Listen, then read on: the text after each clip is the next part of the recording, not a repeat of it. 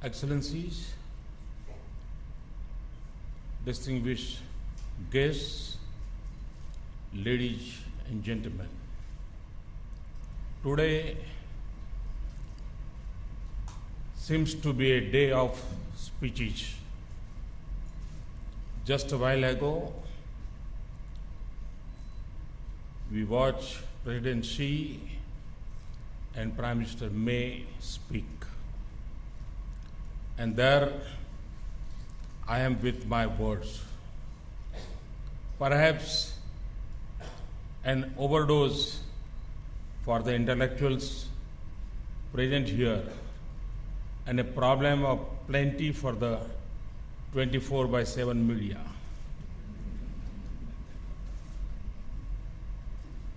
It is a great privilege to speak to you at the inauguration of the second edition of the Raisina Dialogue.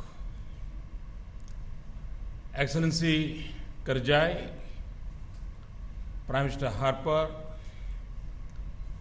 Prime Minister Kevin Rudd, it is a pleasure to see you in Delhi. Also, a warm welcome to all the guests. Over the next couple of days, you would hold numerous conversations on the state of the world around us. You would debate its certainty and prevailing flux, its conflicts and risks, its success and opportunities, its past behaviors and likely prognosis, and its potential black swans and the new normals. Friends, in May 2014, the people of India also ushered in a new normal. My fellow Indians spoke in one voice to entrust my government with a mandate for change.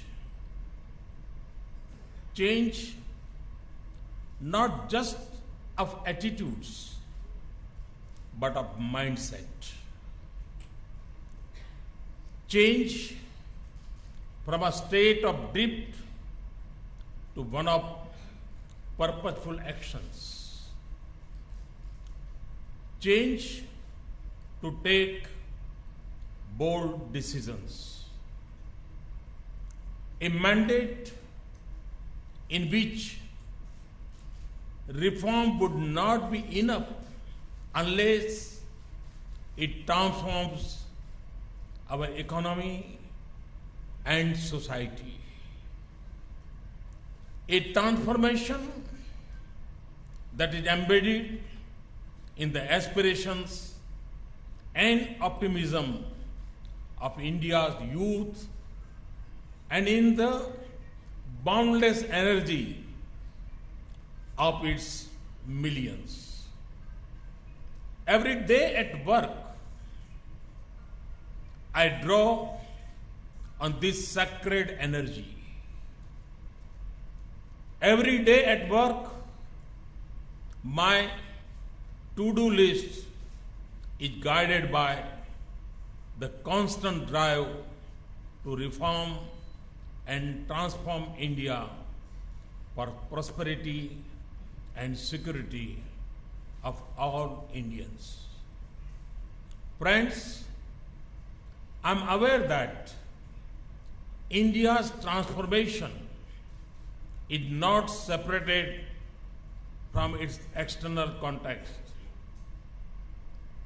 Our economic growth, the welfare of our farmers, the employment opportunities for our youth, our access to capital technology, markets and resources, and security of our nation. All of them are deeply impacted by developments in the world. But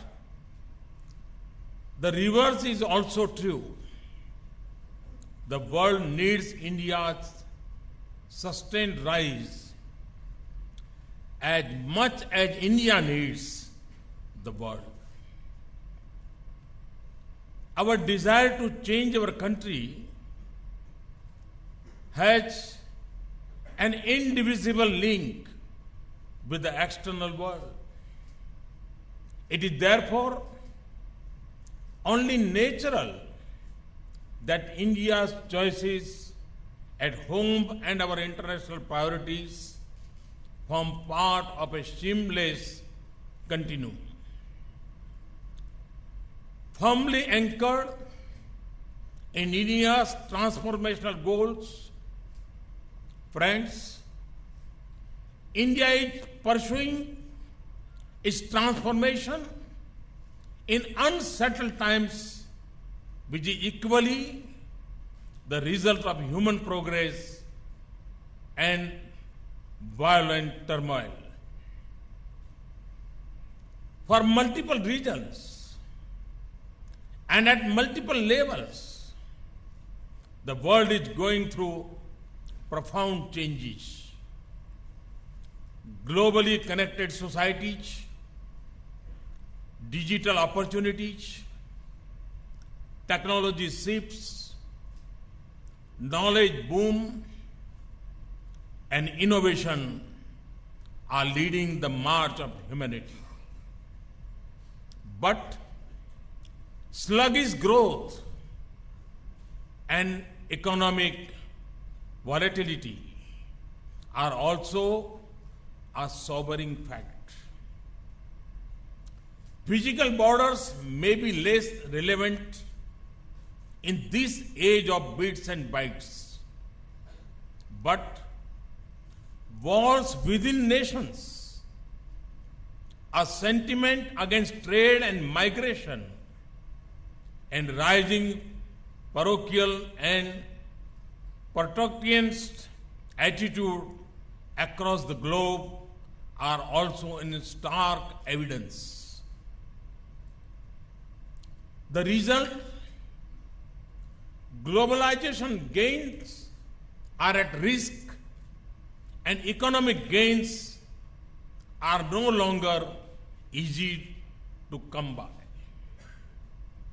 Instability, violence, extremism, exclusion, and transnational threats continue to proliferate in dangerous directions. And non-state actors are significant contributors to the spread of such challenges. Institutions and architectures built for a different world by a different world are outdated, posing a barrier to effective multilateralism as the world begins to reorder itself a quarter century after the strategic clarity of the Cold War. The dust has not yet settled on what has replaced it. But a couple of things are clear. The political and military power is diffused and distributed. The multipolarity of the world and an increasingly multipolar Asia is a dominant fact today. And we welcome it because it captures the reality of the rise of many nations. It accepts that voices of many, not views of a few, should shape the global agenda. Therefore, we need to guard against any inclination that promotes exclusion, especially in Asia. The focus of this conference on multilateralism with multipolarity is thus timely. Friends, we inhabited a strategically complex environment. In the broad sweep of history, the changing world is not necessarily a new situation. The crucial question is, how do nations act in a situation where the frames of reference are shifting rapidly? Our choices and actions are based on the strength of our national power. Our strategic intent is shaped by our civilizational ethos of यथार्थवाद, realism, सहअस्तित्व, coexistence, सहयोग, cooperation, तथा सहभागिता, partnership. This finds expression in a clear and responsible articulation of our national interests. The prosperity of Indians, both at home and abroad, and security of our citizens are of paramount importance. But self-interest alone is neither in our culture nor in our behavior. Our actions and aspirations, capacities and human capital, democracy and demography, and strength and success will continue to be an anchor for all-round regional and global progress. Our economic and political rise represents a regional and global opportunity of great significance. It is a force for peace, a factor for stability, an engine for regional and global prosperity. For my government, this has meant a path of international engagement on rebuilding connectivity, restoring bridges, and rejoining India with our immediate and extended geographies. Shaping relationships, network with India's economic priorities. Making India a human resource to be reckoned with by connecting our talented youth to global needs and opportunities. Building development partnerships that extend from the islands of the Indian Ocean and Pacific to the islands of the Caribbean, and from the great continents of Africa to the Americas. Creating Indian narratives on global challenges. Helping reconfigure, reinvigorate, and rebuild global institutions and organizations. Parading the benefits of India's civilizational legacies, including yoga and Ayurveda, as a global good. Transformation, therefore, is not just a domestic focus.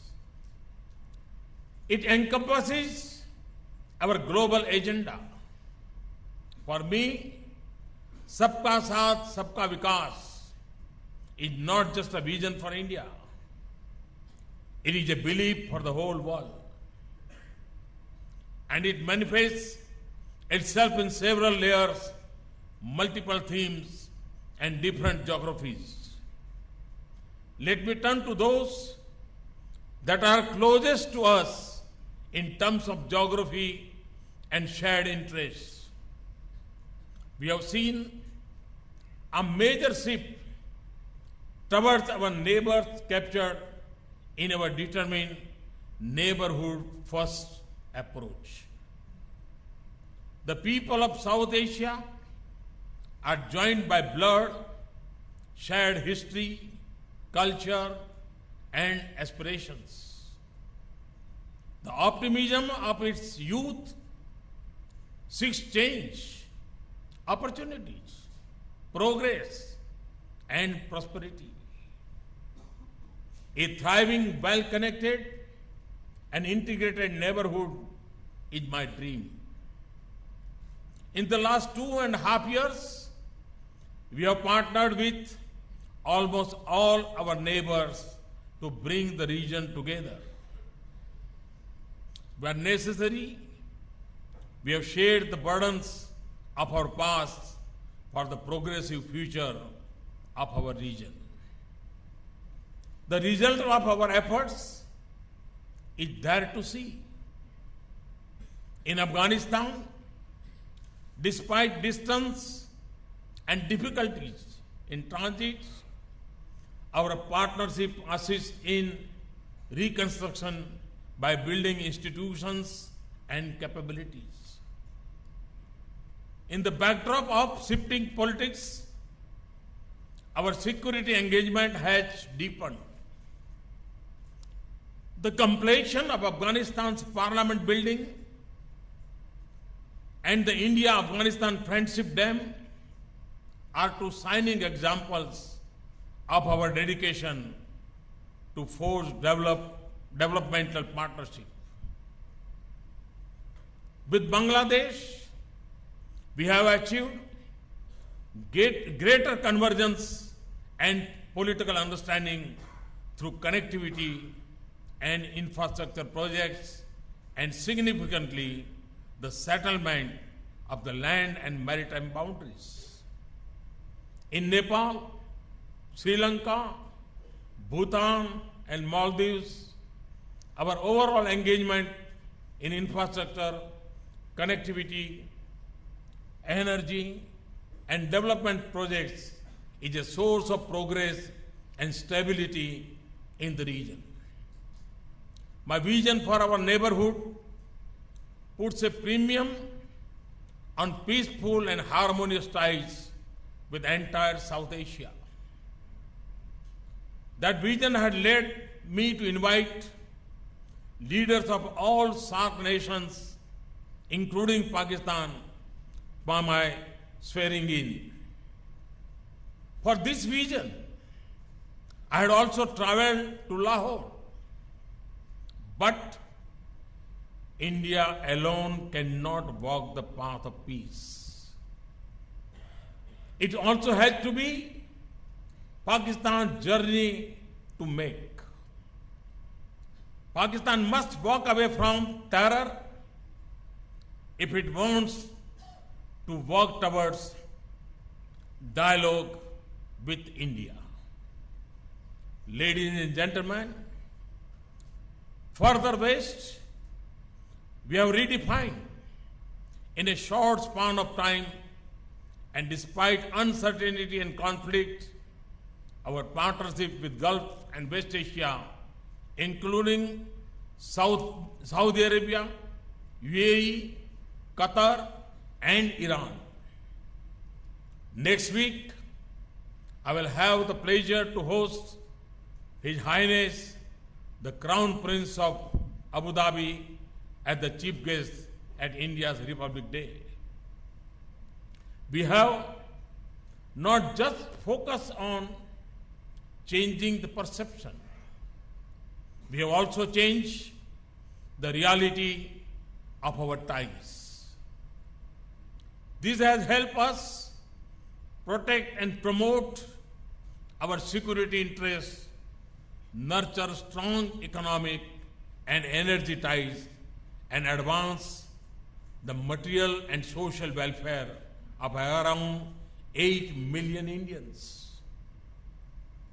In Central Asia too, we have built our ties on the edifice of shared history and culture to unlock vistas of prosperous partnership. Our membership of the Shanghai Cooperation Organization provides a strong institutional link to our engagement with Central Asian nations.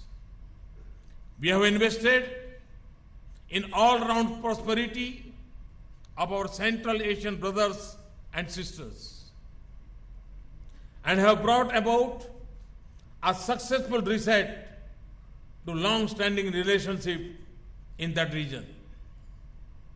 To our east, our engagement with Southeast Asia is at the center of our Act East policy. We have built a close engagement with the institutional structures in the region, such as the East Asia Summit. Our partnership with ASEAN and its member countries have served to enhance commerce, technology, investment, development, and security partnerships with the region. It has also advanced our broad strategic interests and stability in the region.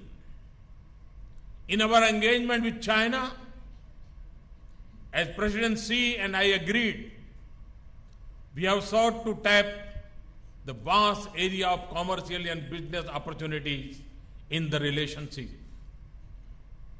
I see the development of India and China as an unprecedented opportunity for our two countries and for the whole world. At the same time, it is not unnatural for two large neighboring powers to have some differences. In the management of our relationship and for peace and progress in the region, both our countries need to show sensitivity and respect for each other's core concerns and interests. Friends, prevailing wisdom tells us that this century belongs to Asia. The sharpest trajectory of change is happening in Asia. There are large and vibrant pools of progress and prosperity spread across the landscape of this region. But rising ambition and rivalries are generating visible stress points. The steady increase in military power, resources, and wealth in the Asia Pacific has raised the stakes of its security. Therefore, the security architecture in the region must be open, transparent, balanced, and inclusive, and promote dialogue and predictable behavior rooted in international norms and respect for sovereignty.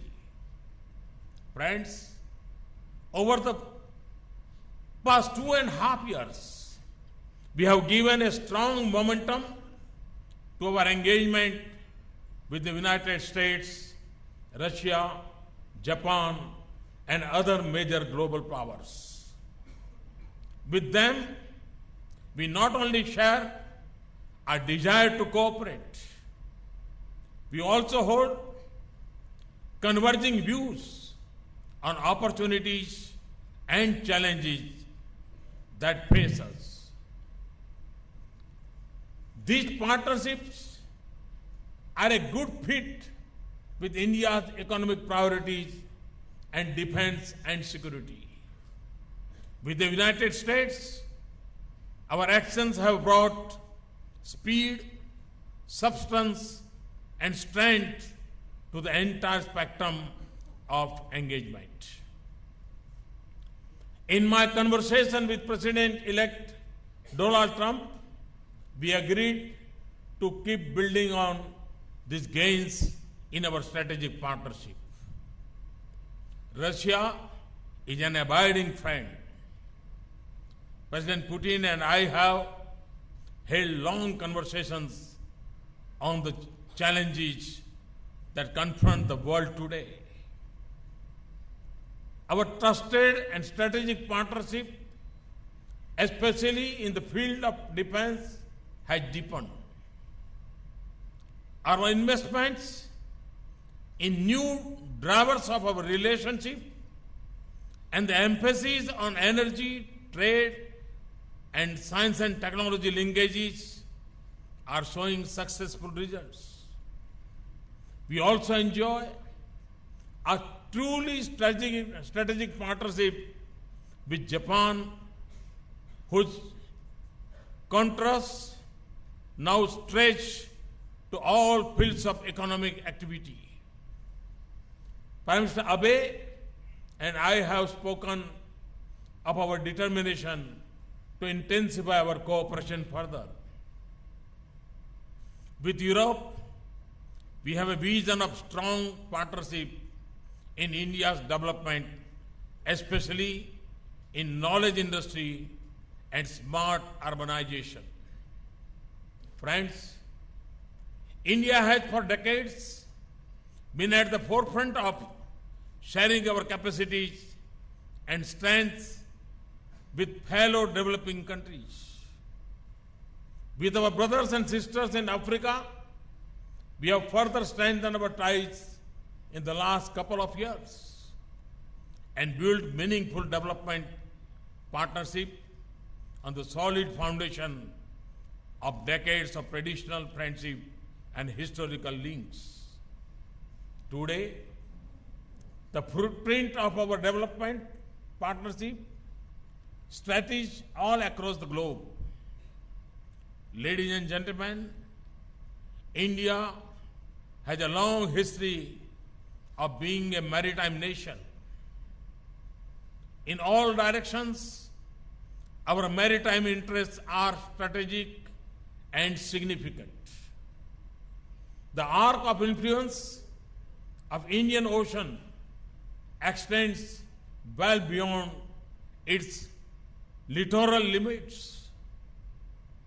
Our initiatives of Sagar, security and growth for all, in the region is not just limited to safeguarding our mainland and islands.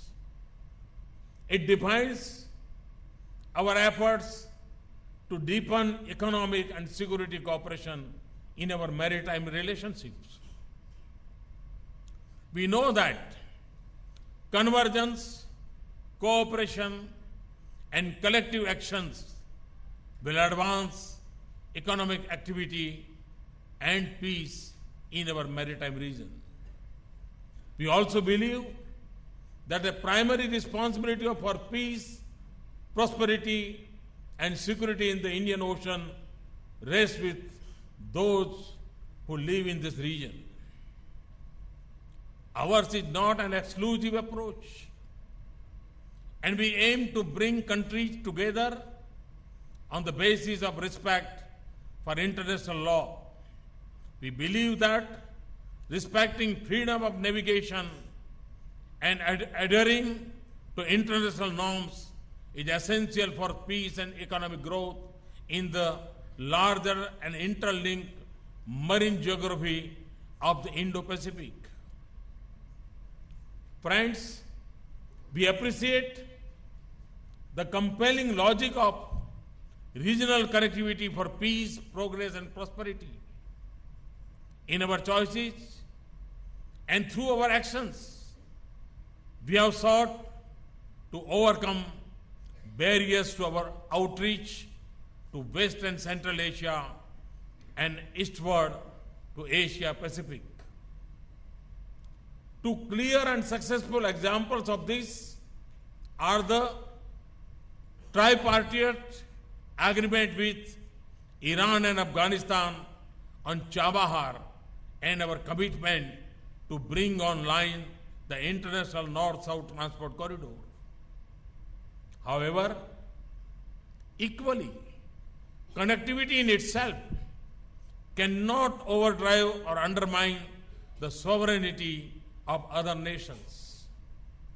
Only by respecting the sovereignty of countries involved can regional connectivity corridors fulfill their promise and avoid differences and discord. Friends, true to our traditions, we have shouldered the international burden of our commitments.